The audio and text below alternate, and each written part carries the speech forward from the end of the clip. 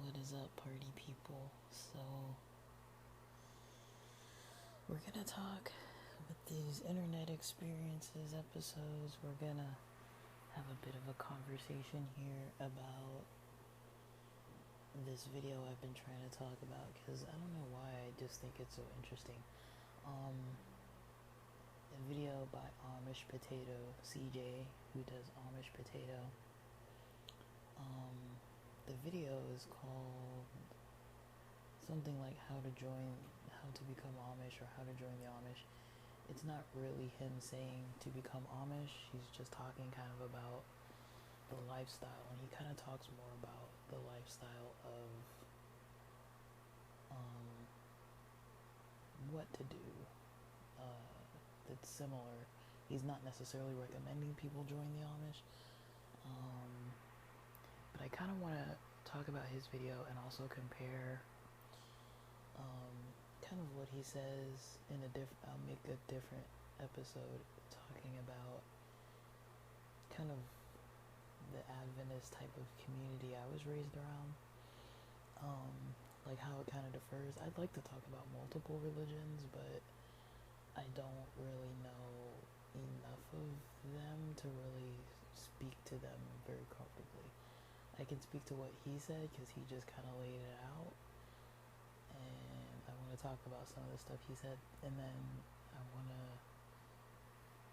in a different episode, talk about Adventism. I can talk about that very easily because I was raised around that kind of vibe a lot more culturally. But yeah, I just want to say, so I'm not calling CJ, I'm not calling him prejudiced, I'm not saying he's sexist, but he does have a lot of traditional thinking, traditional types of Christian thinking,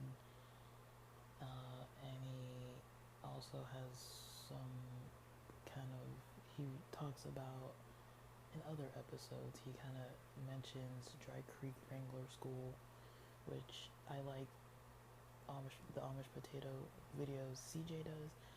I've watched a lot of Dry Creek Wrangler School's videos as well, and I do like a lot of those videos, but I know Dry Creek Wrangler School has put out some videos that are kind of like anti-LGBT stuff. I don't really promote anti-LGBT kind of, thinking, and I'm not calling these people prejudiced per se. I just think they don't believe, I don't think they believe people should be gay. I don't know how they treat gay people. So that, can be a little,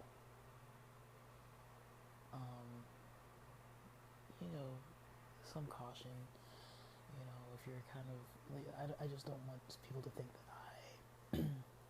that I'm believing everything these people say, or that I'm like all for everything that comes out of their mouth.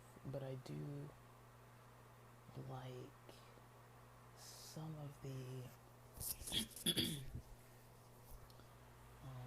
ideas that talk about work ethic, that talk about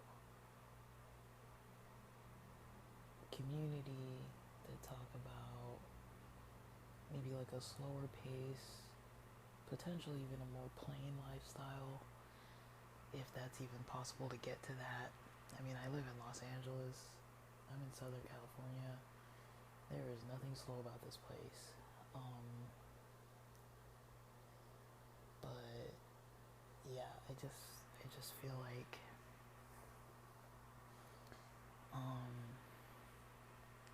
I want to put that out there. Like, I'm not calling them prejudiced. I don't really know these people. They've never interacted with me. I've never seen them interact with some specific person. And I know that some of the stuff CJ says as well, his ideas about traditional ideas about women wearing dresses, about women staying home if there are kids, about his wife needing to have the meal on the table at a certain time, and kind of almost demanding that the family has dinner together at the same time every night. He's pretty strict, but he does see himself as the man of the household and responsible for setting the tone of what's expected. And I know that he believes in a lot of Protestant church teachings that do teach a lot of, I would say, the church itself can be prejudiced. I sometimes feel like I don't always blame the people who believe it, because they're following leaders who they feel know things that they don't know, and they're not really having their eyes open necessarily to the difference between a prejudiced teaching and a teaching that is about love. They kind of think that it's okay. I'm not just talking about LGBT stuff, I'm just saying, like, in general, a lot of times, sometimes churches do that, they have somebody up front who preaches a certain thing because they personally believe in that, or they were taught by someone else who taught them that. It's very one-sided, but a lot of these people aren't really looking into the history of the scriptures. They're not looking into those terms and into those laws and things. It is very strange, though, that a lot of Protestant churches, a lot of Christian churches do teach a lot of stuff that's prejudice, but then when it comes to all the other laws in the Bible, they also do simultaneously believe that you don't need to keep the commandments, or you don't need to follow the laws in the Bible. So it is very interesting that they pick out certain ones that they're like, well, we have to uphold this one, that one, and this guy said this, and look at this story over there. But everything else before and after in all of those other books, they're like, we don't do any of this anymore because the law was done away with. It's really kind of just contradictory, and that's not really what I'm here to fully talk about, but I just want to throw that out there, that I do understand that that is something that comes up. I'm not going to talk about it anymore in this episode necessarily. That's not the purpose, but I don't want somebody blaming me for talking about people who kind of, I would say I am more interested in equality and love and not promoting prejudice, but I also, sometimes I'm like, I don't know these people, I don't know where their heart is. Sometimes when you hear somebody speaking and you hear someone talking, like, even though they'll say something that's maybe not a specific thing that I might believe, I still think some of these people really are trying their best to do as good as they possibly can. They really are trying to be upright people, and they're trying to follow to the best of their ability what they think they should be following. And I don't really like to run around calling people prejudiced, because I'm like, I don't know them. I think both of these guys have created a lot of helpful content, and sometimes just because someone doesn't have like the same opinions as I do, or the same lifestyle as I do, or way of looking at the world, I don't really think I need to just completely just be like, write everything off that they say. Some people I know would rather just be like, well, this person is talking about things that I don't like, and therefore I will never talk about this person again, or never look at their content again. And I've probably done that with some people too, but there are others that I'm kind of like, when you're everyone's kind of raised in their own subculture, and when you're only around people who are saying certain things, I mean, what opportunity do you really get to really learn and know people who are diverse? And I mean, if you're everyone's in their own some people are in more of a secluded echo chamber to where they're more isolated. The people are more isolated in these ideas, and they're also in a lifestyle where they're not really branching out. Like, there's no desire for some people to really, like, if someone's trying to live a more plain lifestyle, why would they want to be really, like, interacting with, like, a diverse range of people from different races and cultures and countries and languages? And it's kind of like some people just want to be isolated amongst people who are similar to them, and everyone kind of holds those same beliefs. They don't really get the opportunity to, like, meet people who are different and really closely get to know them, or get to challenge any kind of prejudices that they might have been taught. So I don't really want to just run around calling people, like, prejudiced. I don't know. They might be, but I don't really know if they are for sure. I would just say, if you go through and watch some of the content that he posts, or some of the people that he talks about, that's kind of the angle that you might see sometimes. And I'm aware of that. I'm just not, I mean, the whole purpose of this episode is not necessarily to talk about that, but I do some reason feel an obligation to kind of make it known that I'm aware, and that I am personally choosing to take some of what he says to talk about it in a way that kind of pertains to some of these topics about internet and electronics, and the difference between, like, plain living versus the most modern, technologically advanced living. I don't know if I like saying things are technologically advanced. The most modern technologies, because some of these things aren't really that advanced if they're causing issues psychologically and emotionally and mentally for people. How advanced is it? It's almost like how some cultures, they talk about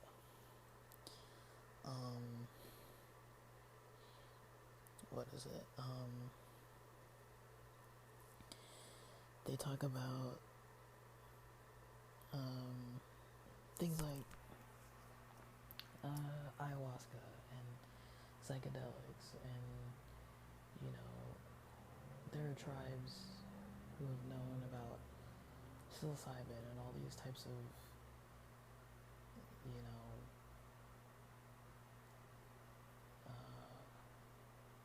I guess things that can affect your brain, that can be found in nature, and they've used them in ceremonies and traditions, and found benefits from it. I'm not saying, like, abusing substances. I'm saying, like, they were intentionally using things. People even do that today. There's been a big, I guess, a surge in recent, I've seen it maybe in the last decade or so, of people getting more open-minded. I remember when I first heard about crypto, it was maybe about 10 years ago.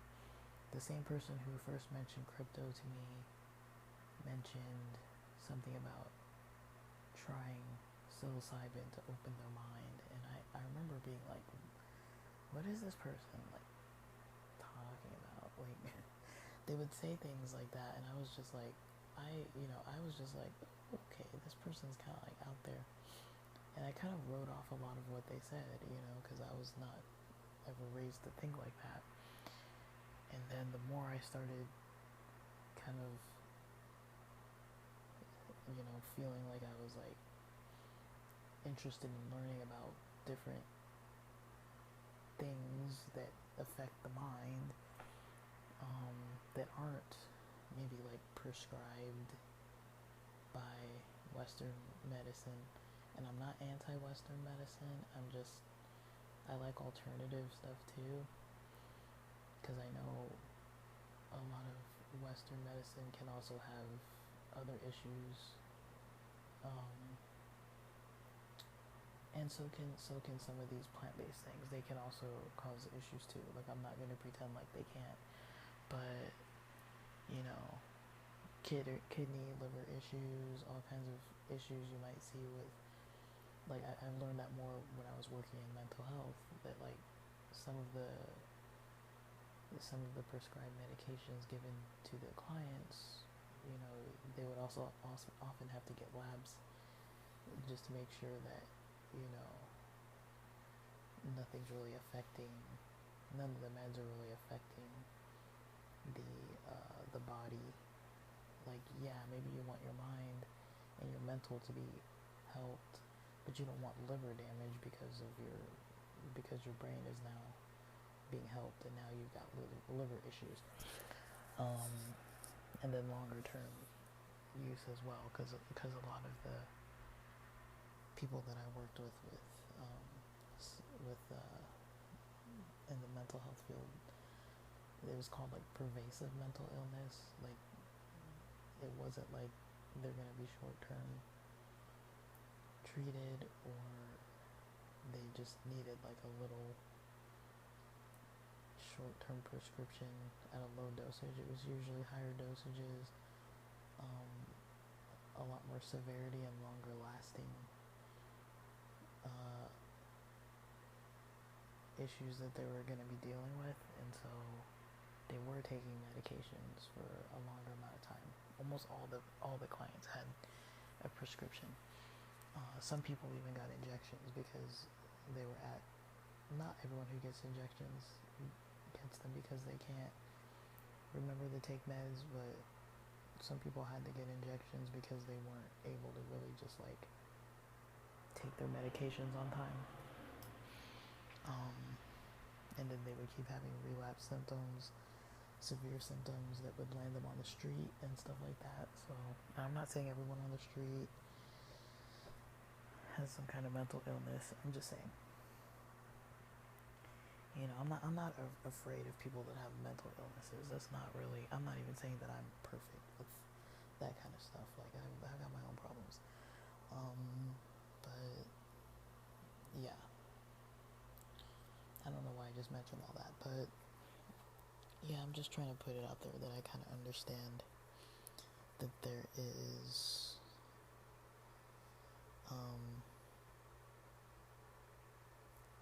other stuff. So let's talk about CJ's video. So I like his video. I like what he talks about. This is going to be a complete spoiler. I would say maybe watch his video first. It's about a 21-minute video. He talks about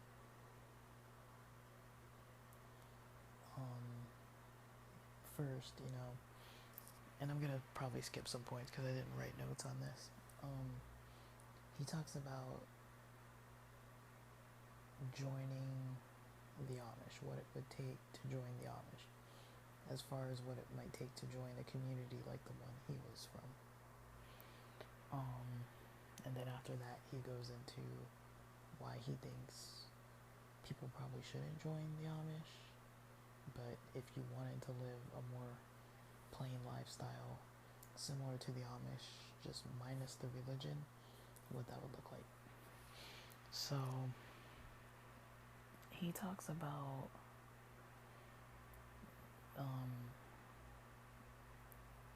the Amish, that maybe more of some of the really strict traditions might not accept outsiders at all, but there are some. He mentioned some places in Ohio.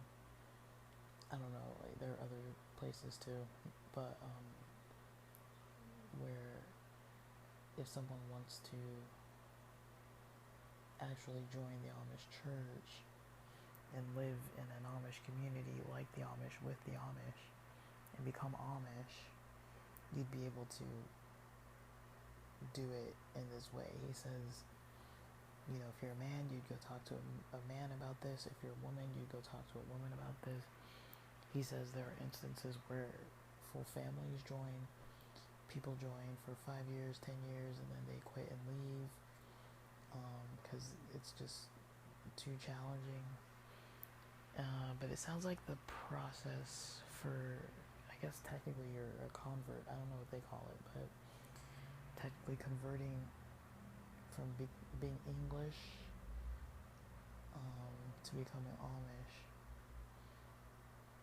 you would need to talk to someone who could point you to the bishop, and the bishop of the church is not necessarily the person who's going to decide if you become a member, but the bishop is kind of the overseer. Now, Amish, he mentions this in other videos, but Amish don't have like one church building. They rotate barns or homes where they host their services, and I guess they have like a bench wagon, and I guess the week of whichever family is hosting the church, the bench wagon goes to that person's house, and that house gets cleaned up, that whole space gets cleaned up by the community members. Likely women clean indoors, men clean out and do the outdoor keeping. Like the community pitches in to prepare this space for church. But there's a bishop of the community. So there's a community that usually goes by a certain name, like for example the Beachy Amish or the Schwarzentrooper or whatever the group would be called. I think the Schwarzentrooper would probably be like too strict, I'm assuming. But there would be other types of groups. He didn't mention specific names, but there would be other groups. I think he mentioned Kenton, Ohio, but there would be groups where people could go and ask the bishop to start the process that they want to become Amish. And so a person is expected, he said, I guess in his community, for 9 Sundays to come to the services, and during those 9 Sundays you have to already start doing the Amish stuff. You have to start dressing Amish, get the haircut right. I guess if you're a woman, you'd have to have the head covering, the dress would have to be right. I know a lot of the communities do have like ability to purchase, because there are people who part of their jobs or how they get paid is to like make the clothing appropriate for their community, and every community has different clothing, so the stitching is different, the types of like, maybe they have an apron, maybe they don't, maybe they have a bonnet with certain types of strings, maybe they use pins, maybe they use buttons on their blouses or shirts, maybe they use pins. Maybe they wear a straw hat, maybe they wear a black hat, like maybe they have a one-side suspender, maybe they have 2 suspenders for the guys, maybe they can have belts, maybe they have a button fly, maybe they're allowed to even have zippers, maybe they're not. But either way, you'd have to find a way to get the clothing, unless you already know how to make it. But I'm gonna assume if you're just coming as an English person is anyone who's not Amish. I guess even if you're from another country, even if you're Pakistani, you're still considered English. Um, but an English person is, you know, likely not gonna know how to make everything. Uh, you'd probably have to get your clothing made, maybe tailor or custom made, or buy it, or pay someone to make it. I don't know how that works, but you'd have to start dressing right. You'd have to get the proper haircut. Again, all the communities, the haircut is different. How the women, put up their hair underneath the bonnet or head covering is different. The types of shoes worn are different. One thing I've noticed though, the shoes tend to be a Western style shoe. Not Western like cowboy, but Western like Walmart. I've seen mostly black shoes. I have seen people wear flip-flops. It seems like some of the kids sometimes go barefoot. I've seen women go barefoot. I'm not saying they don't own shoes. I'm just saying just what I've visually seen. I don't know what you wear to church, if there's like different clothing for church versus the rest of the time, but you would have to start doing the Amish traditions for the 9 Sundays. Now, someone mentioned that, I don't know if it's all Amish or some communities, they hold church service every other Sunday, not every single Sunday. So when he says 9 Sundays, I don't know if he means 9 weeks or like 18 weeks. But either way, you have to do it that amount of time. He says during the first song, when the service starts, whoever's preaching for the day and the bishop and whoever's involved in the service, they all go out. I think I've heard the first song is always Low Believe, like in every single community. And then, I don't know if that's right. I think that's what I've heard. I've heard the song. It is very long and slow. I think all their songs are long and slow.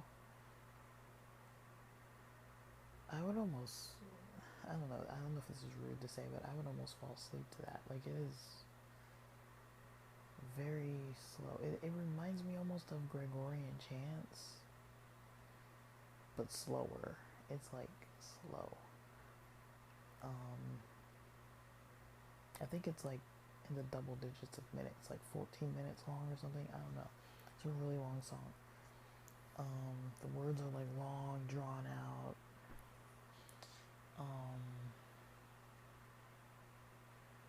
And I don't think they ever sing it faster. I think it's always slow.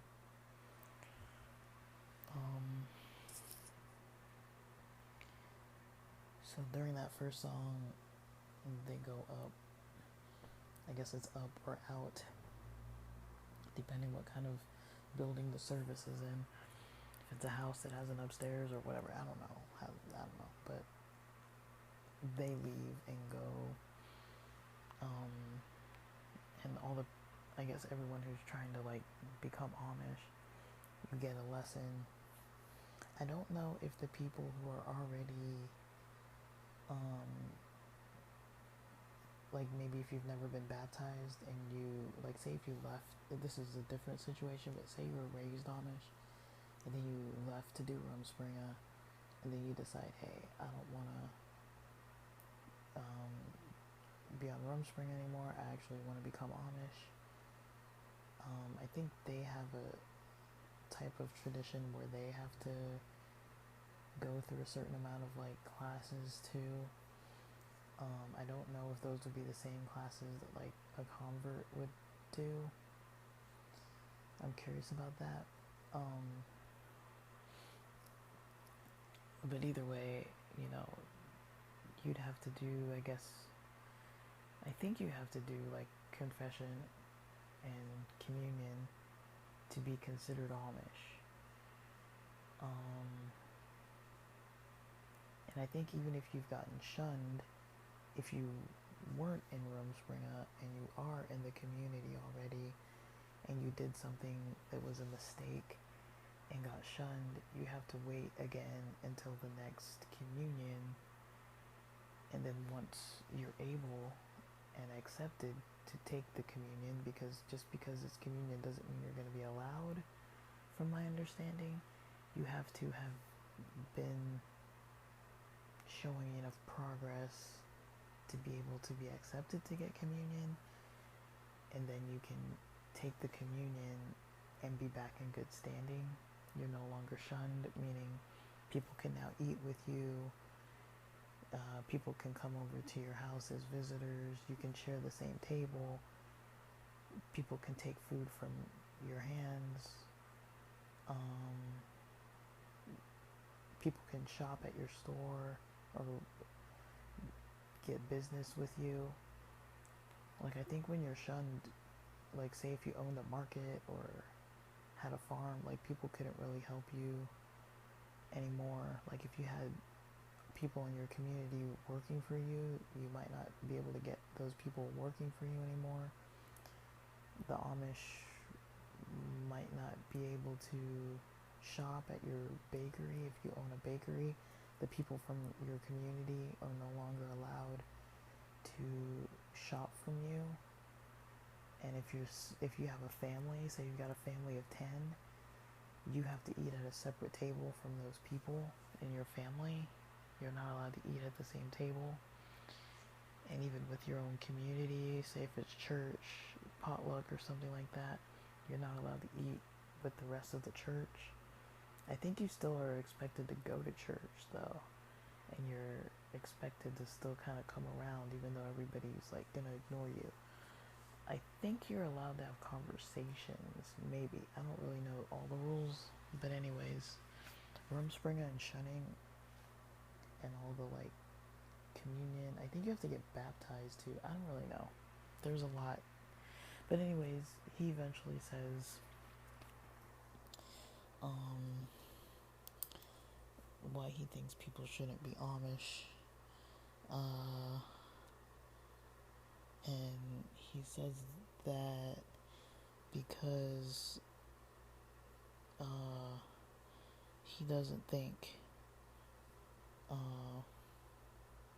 the Amish follow the Bible or the Christian religion. Now, I mean, that's a whole other storyline, but I'd say just typically they are pretty different, and they do have traditions to where there are contradictories. I'm gonna say, as far as I know, every denomination of Christianity has some kind of contradictories. Just kind of because the Bible itself has contradictories. I hate saying that, but I think it does. Like if you're following the Old Testament and the New Testament, it's because when you start adding in Paul's writings, it gets a little bit like, you know, if you're trying to compare Paul to Jesus to Moses, you know, with who's saying to do what or not do what, it's like, can you really do all of them at the same time? Because Jesus seems a little more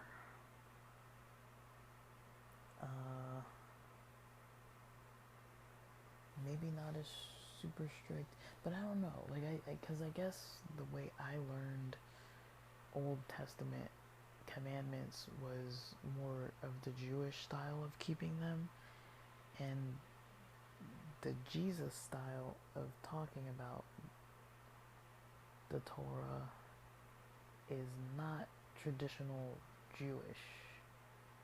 Like, it's not Orthodox Judaism. It's something else.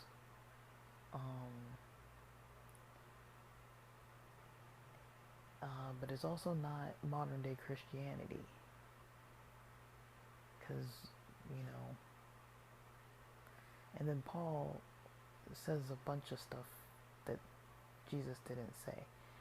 So I don't really know. I don't really know how. I don't know. That's a whole other thing of its own. But he's saying that the Amish don't really keep the Bible. They speak Pennsylvania Dutch.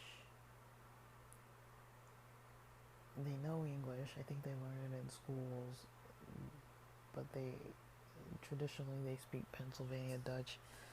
But their Bible is in this older form of German.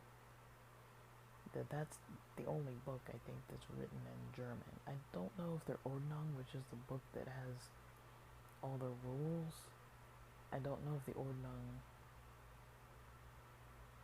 and it's different per community. The Ordnung is a different.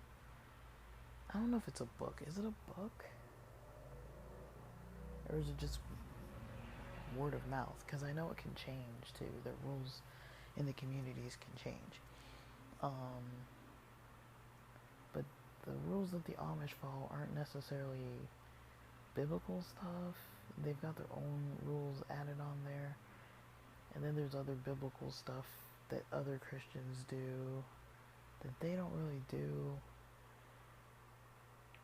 And their Bible, I don't know if it's the same Bible. Like, it's a Bible in German. I don't know if it's King James or what kind of version of Bible it is exactly. I don't know if they've got their own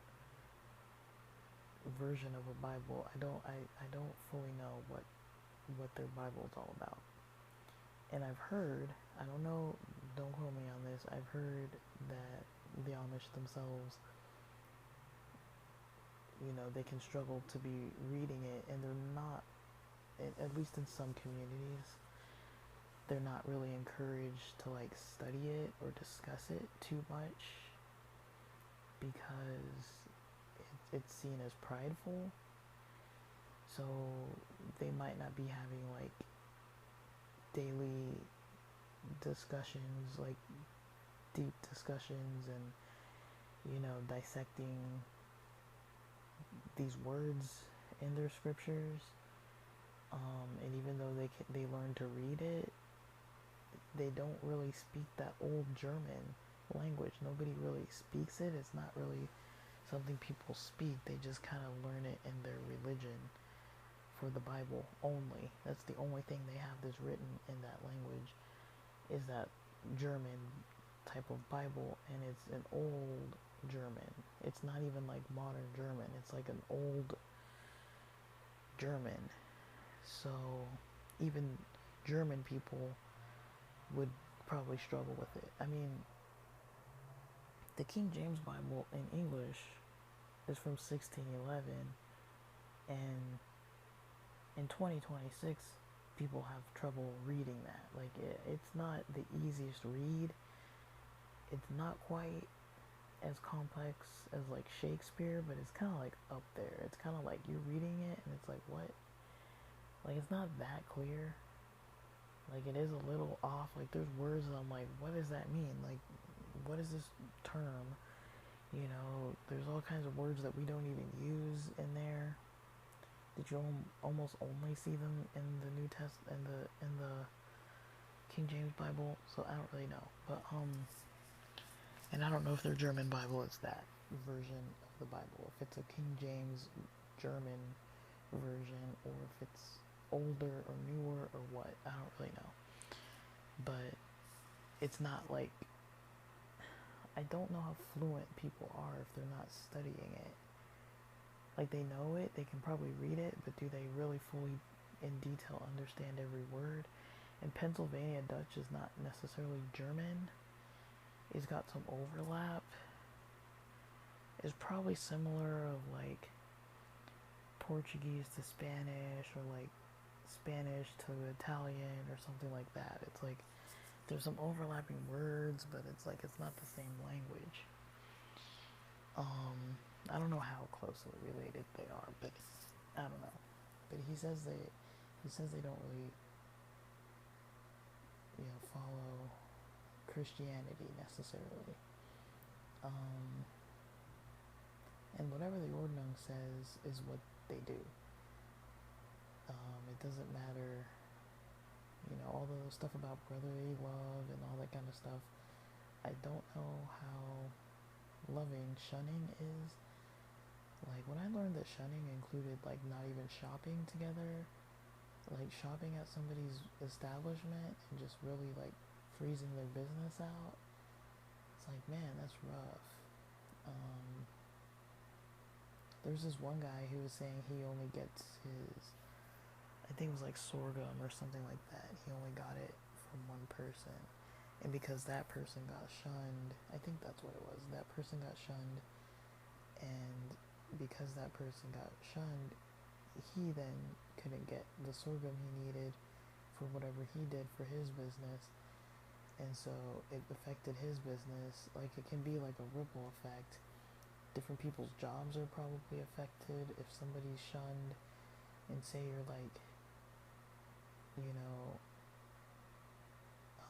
trying to work in somebody's shop, and then like your family members, like, you're not really supposed to be interacting with that person.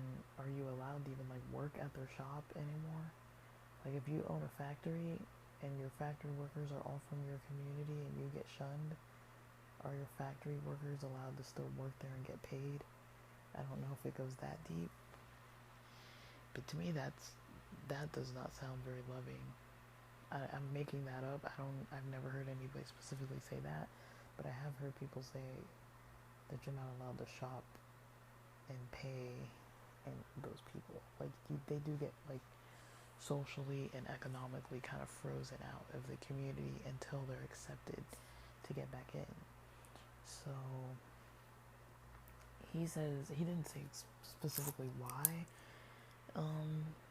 He's saying that the people don't follow the Bible or don't follow Christianity, but he did mention that people don't really follow Christianity.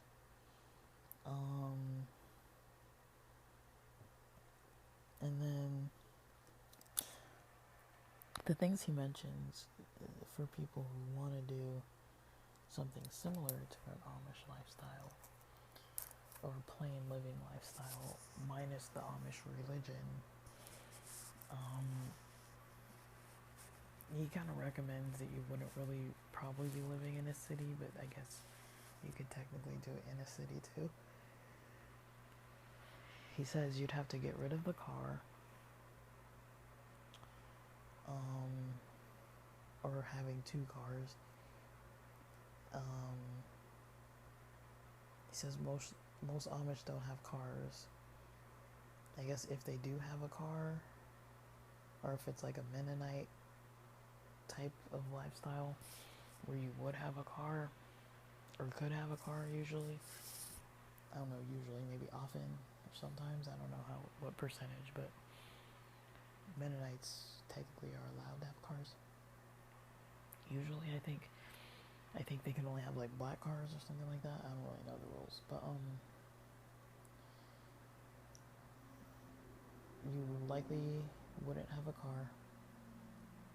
He says people get e-bikes, or if they do have a car, they only have one car. He says a lot of families aren't really trying to do farming anymore, like young couples aren't really doing farming anymore because it's so expensive, and I guess the profit margins aren't as good. Now, I don't know the details behind that, and it's interesting because I know a lot of times when I think about Amish, I think about farming, but I guess that's becoming less and less of a trend because it's hard for them to sustain themselves. I mean, you'd have to have some kind of a trade as well. I don't know what jobs you're allowed to have or not have. I have heard, though, that Amish people, if there's a computer for work, like maybe for bookkeeping, or if you like have to use it at a register, or like you could work at like a restaurant, or you could work as a cashier, or a factory, or somewhere where you have ability to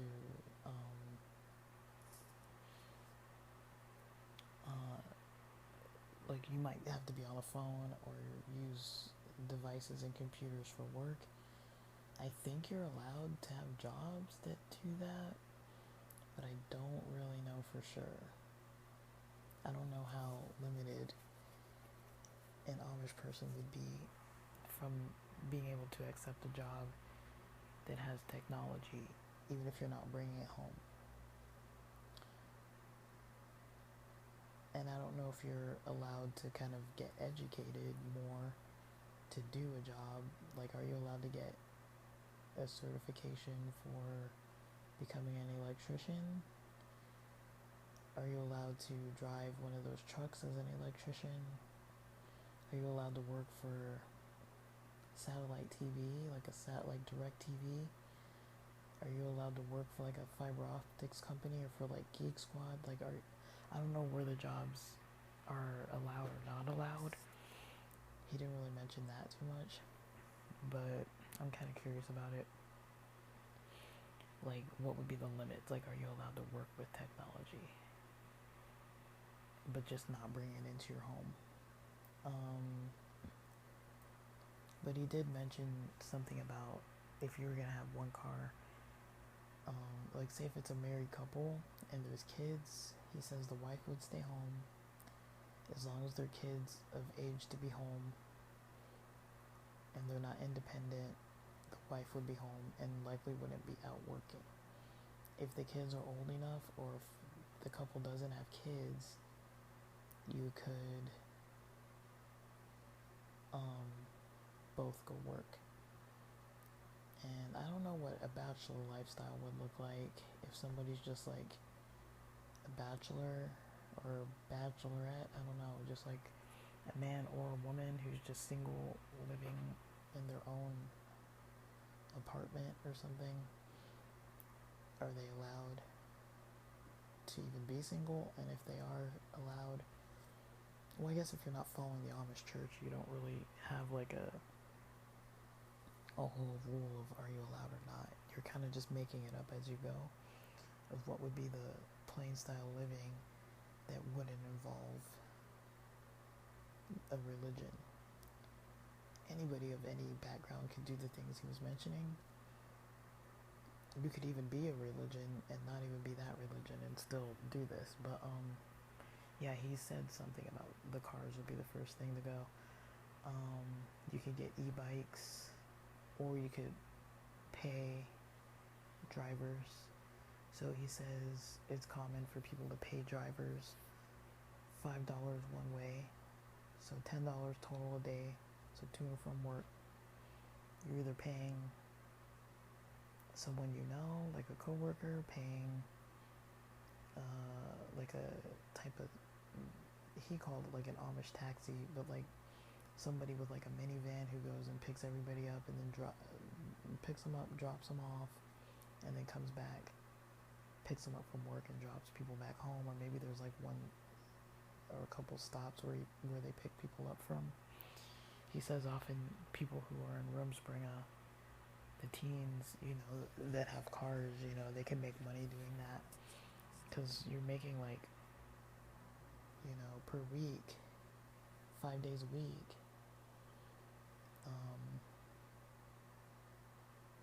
$5 one way, it's $25 one way per person, so $50 a day per person, and that's just only if they're going to and from work.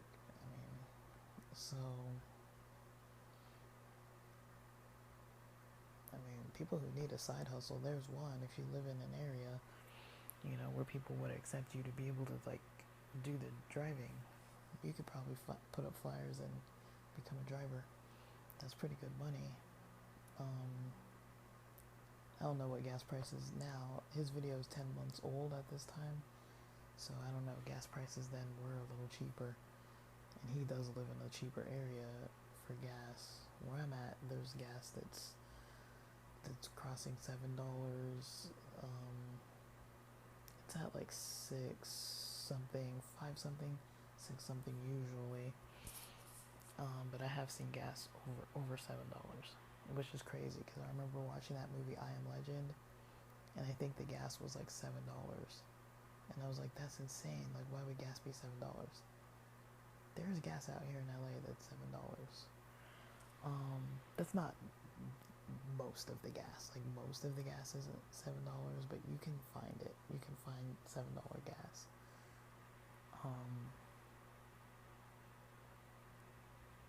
But yeah, he's saying there are ways to get around. But a car wouldn't be the first choice if you're trying to live a plain lifestyle. And if you do have a car, you'd have to share a car with your spouse, and likely the man would leave the car at home if he's the one going off to work. He'd find a way to pay to get to and from work, and then the woman would stay home if she's got kids, if they've got kids. If she's got the kids with her, she'd stay home.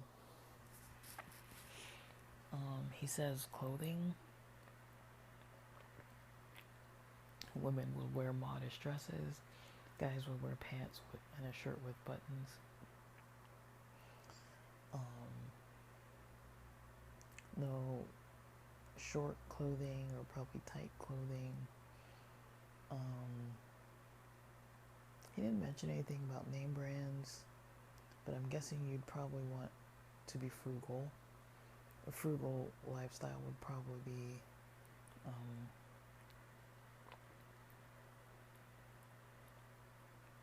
I'm drinking water. A frugal lifestyle would probably be recommended, I'm assuming. I'm assuming there's a lot of stuff that, you know, if you're not following a religion of it, if you're not following the Amish religion in an Amish community, and you're making up the rules as you go, you basically have to figure out a discipline of how to do it. So there might be some flexibility, but he mentions the clothing, women wearing dresses. He believes that women are more respected when they're wearing dresses and modest dresses. I don't know if that's true. I don't know if it's false or true. I really don't know. I don't really have like a deep opinion about that.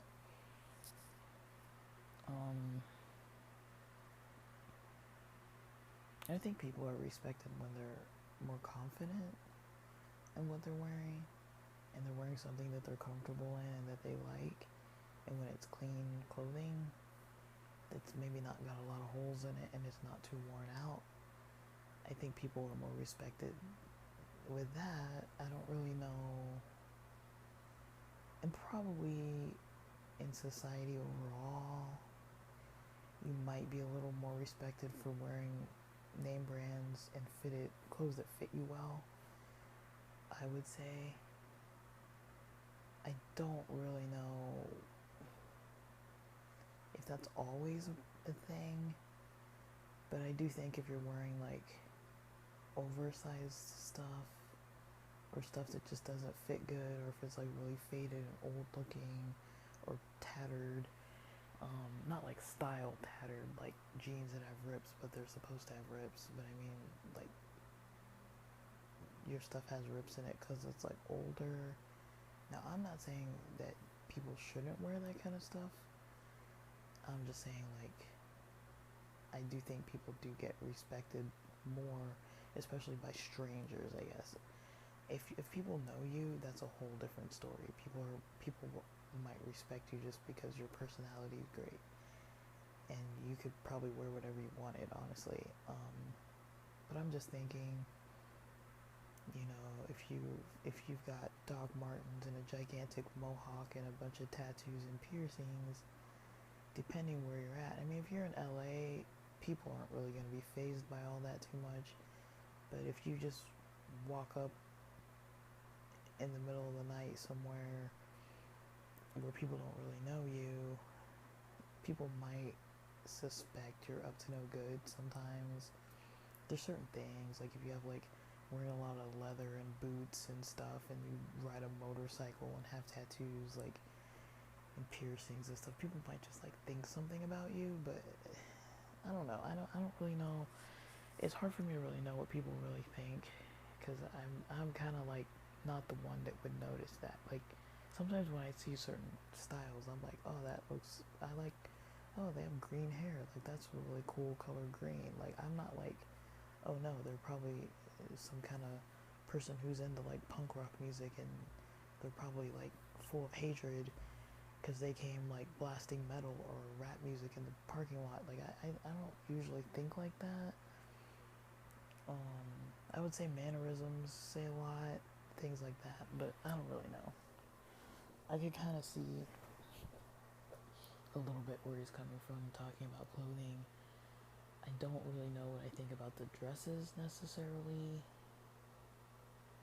That's not something that I've noticed firsthand, that people respect you more if you wear a dress. I think sometimes people who dress more feminine get disrespected more as far as like objectified and harassed.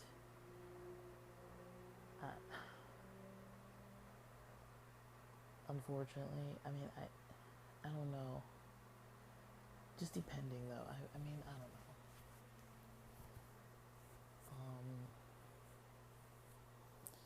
If you're dressing in a certain way that makes you stand out as being like a certain culture, people might treat you differently just because you're a different culture, depending where you are. Like if you're wearing even like garments from like some other country, like if you're wearing a kimono or daishiki or a thobe, you know, or a burqa, you know, clothing does matter, but I think it mostly matters with strangers. I don't really know how much it matters with people who know you well. It might keep you away from getting to know people well if they might not give you a chance. But he wasn't really going into that. I don't fully know what I think about the comment about the dresses. I don't really know about that. I'm not saying he's wrong. I'm just saying I don't really know. I never experienced that firsthand when I did wear dresses, and I never liked wearing dresses, and I wasn't really paying that much attention to how people who wore dresses were being treated. Necessarily. Like I wasn't like, oh, like people don't treat me well because I'm not wearing a dress. Because I'm a woman, you know, people oftentimes had something to say about it, especially when I was younger, or even now, but if I get mistaken for a guy or something. But it's like,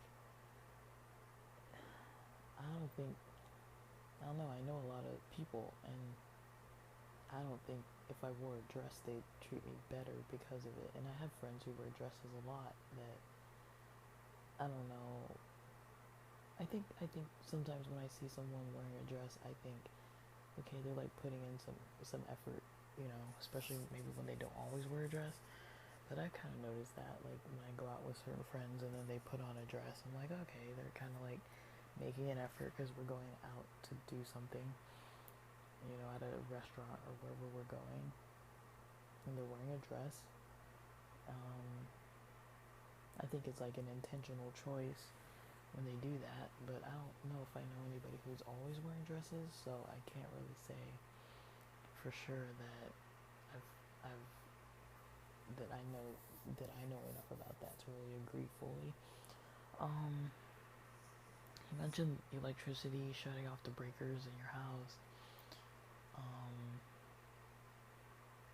But he also mentioned you could get like a gas fridge, like different stuff that's like probably like a gas burning stove, stuff like that. Like you could get gas related stuff.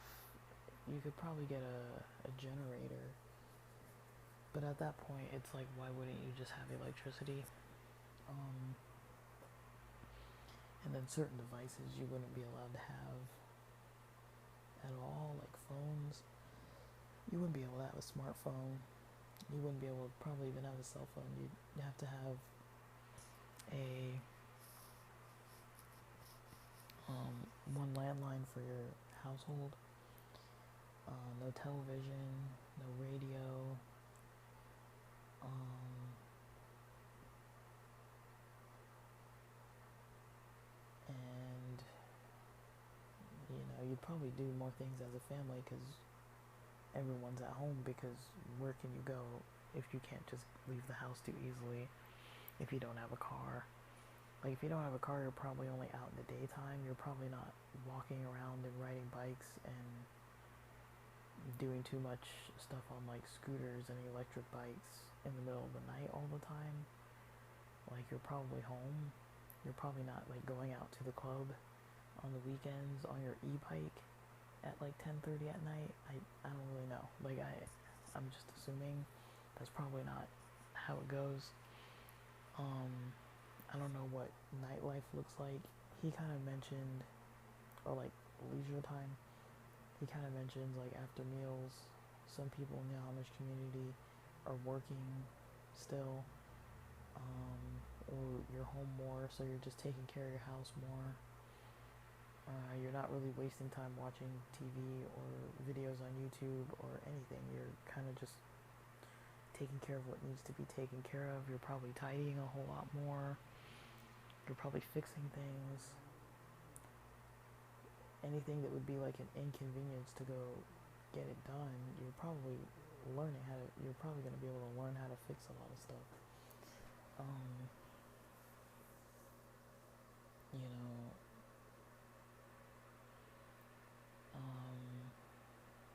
you're probably going to learn a lot of skills, I would say, because you're not wasting as much time. But I don't know what you'd be able to do necessarily for leisure, because there's like, I don't know, I'm like looking around. I'm like, I have an electric guitar, I have a keyboard, I have a laptop. I don't think I'd be allowed to have a laptop because I wouldn't be having internet. He mentioned about internet, you go to the library.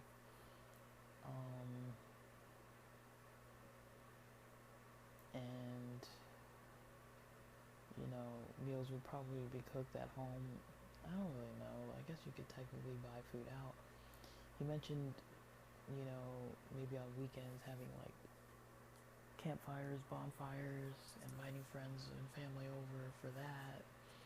Having meals at home, like inviting people over for dinner. You'd probably be able to have game nights. I don't see why you wouldn't be able to have like a game night.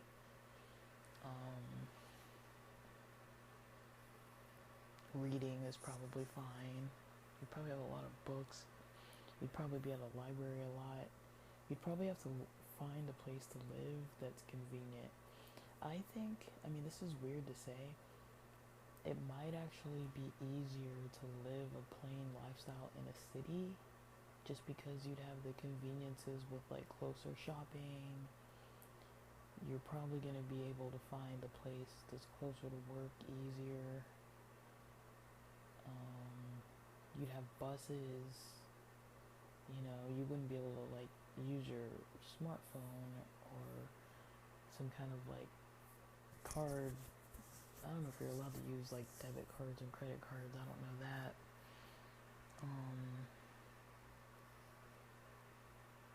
I mean, I don't know. Some certain stuff I just don't know what you would be able to do. I mean, you're kind of making it up if it's not part of a religion.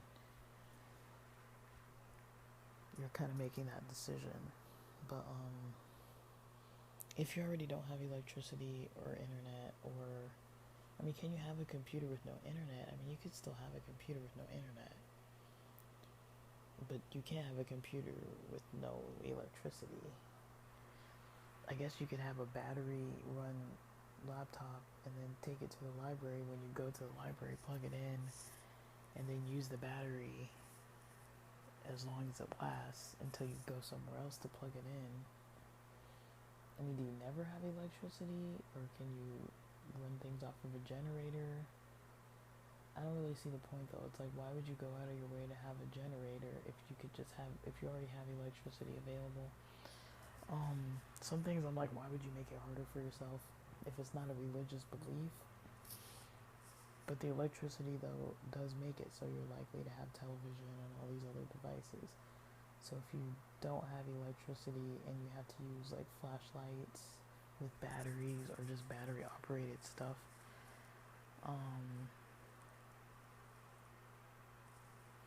like I think you'd be able to do it. But I don't know. I'm thinking, part of me is like, hobby wise, what would you be able to do? Because then there's this whole thing of like, okay, you're hanging out with your family, sitting around with your family all the time. But what if your family doesn't get along? You know, like what if you and your family, maybe there's some people who don't really see eye to eye. I think sometimes you'd either have to work it out, or if you can't work it out, you wouldn't have these devices and things to kind of keep you isolated. You'd have to just stay in a different room with books or whatever you're doing. I really don't know. Like, I don't really know how that would look. Because I don't live like that. I don't live a lifestyle like that. But how would you live, you know? He mentioned something about, you know, I don't know if you would be able to have heaters and I guess you could have a wood burning fireplace. I don't know if you could have an electric one. I guess you could have a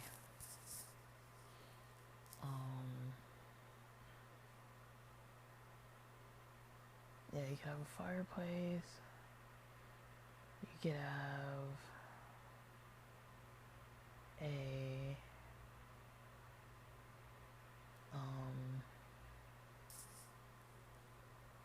I don't know. He mentioned flashlights with batteries or some kind of electric lamp or something like that. Maybe like a battery operated thing.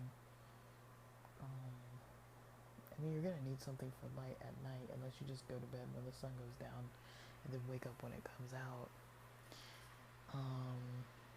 Lanterns or something like that. Candles. I don't know. I wonder if it is a lot cheaper. I wonder if it's more cost efficient. I watched the funniest thing today.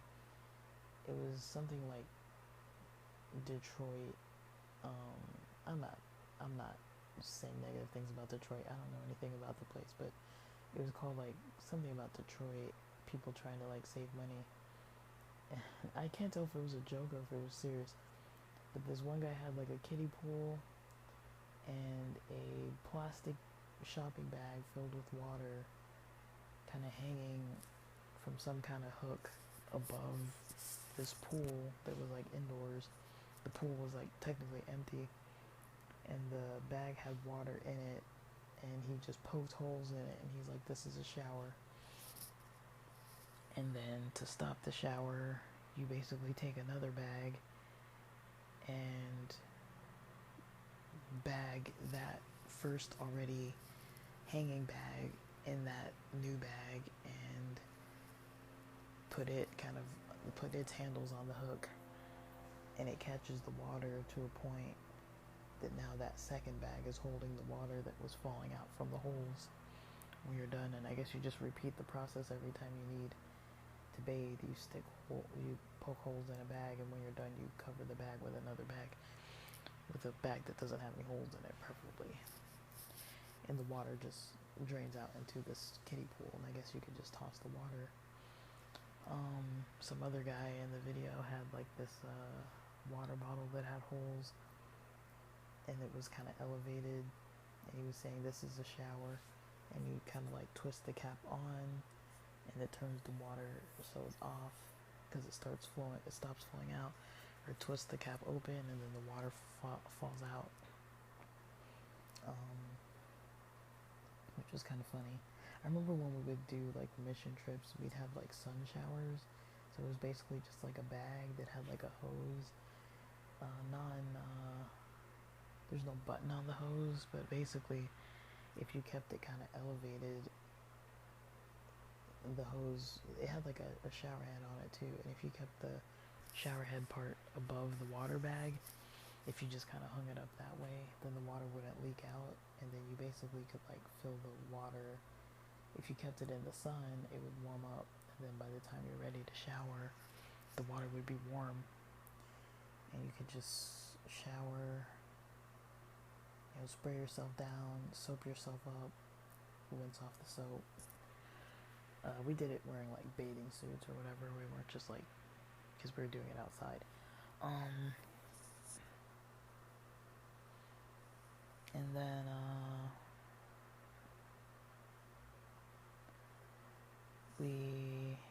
let's see, what else?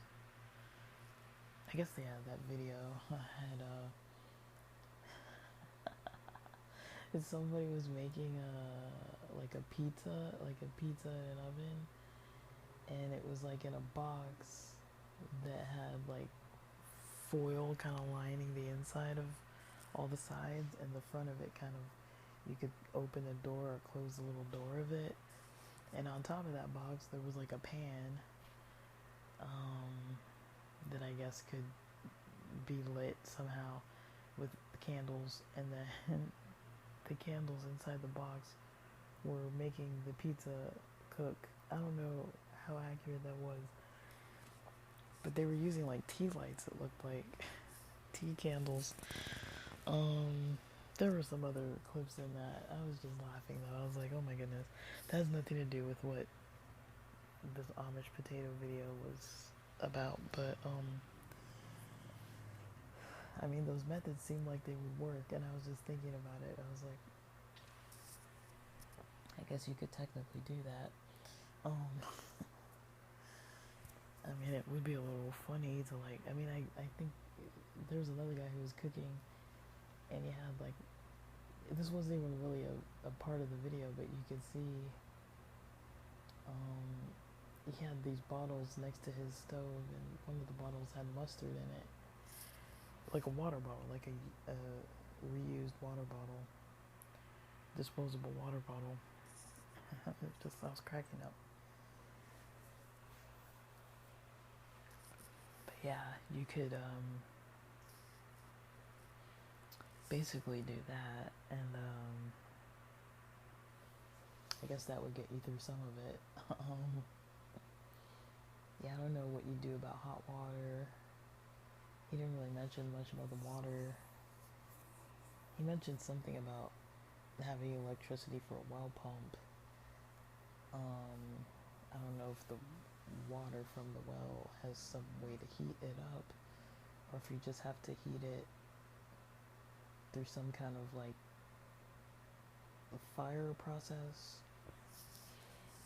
I don't really know. He didn't really mention that, or the plumbing.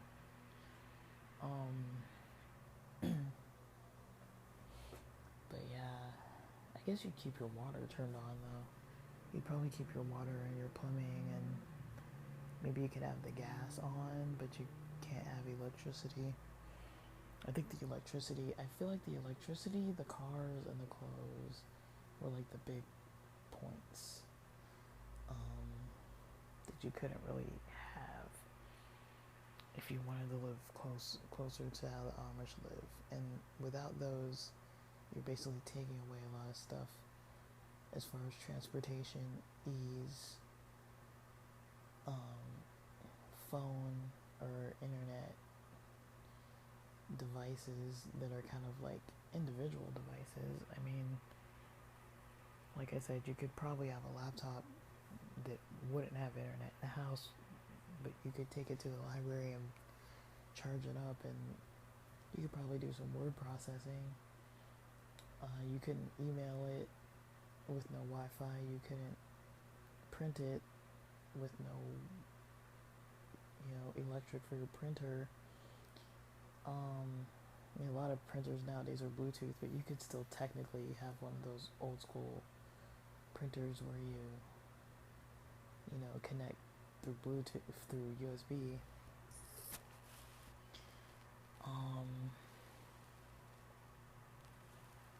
I don't know, he didn't mention anything about like sports. I mean, you wouldn't be able to like watch them on TV.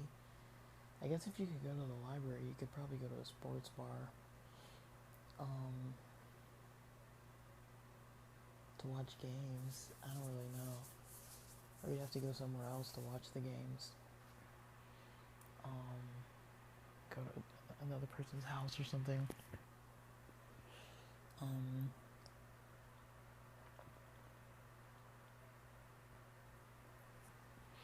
Yeah, social living, I don't really know if you'd be allowed to still do other stuff.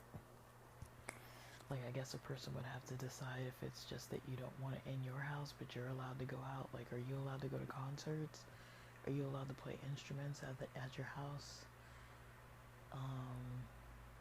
You could probably, like, lift weights, do, like, workouts in your house. You could probably have a gym membership, go to the gym and work out. You could probably do all the outdoors activities you want to do.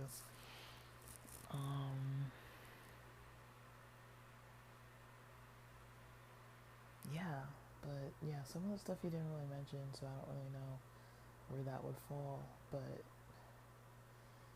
I don't know if you weren't doing it for religious reasons.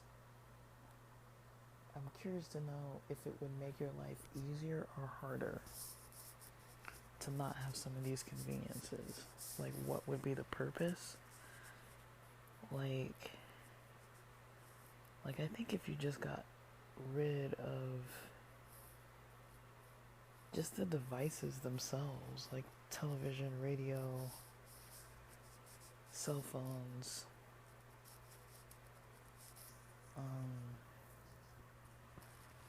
you might possibly,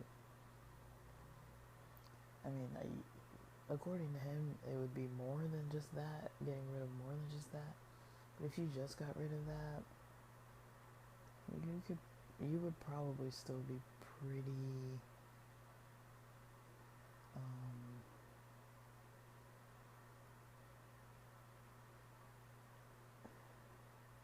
pretty disconnected. So yeah, now this has become pretty long, but yeah, because I spent like 18 minutes talking about the intro, but and the disclaimer at the start, but yeah, I don't know what people think. Like, I don't know if this would be like a fun idea or a burdensome idea to try that.